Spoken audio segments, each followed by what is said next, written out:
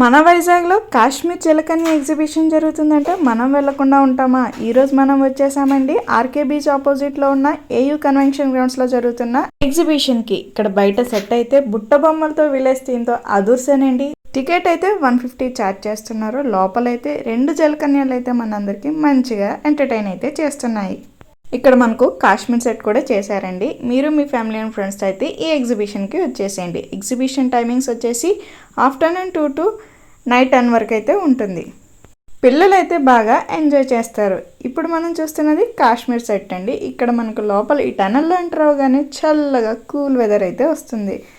దీని back side మనం చూసుకున్నట్లయితే కాశ్మీర్లో ఉన్న ఎన్విరాన్మెంట్ అయితే క్రియేట్ చేశారు. వాటర్ ఫాల్స్ అని, యాపిల్ ట్రీస్ అని, అండ్ ఇక్కడ చూస్తే మనకు స్నో థీమ్ అయితే ఉంది.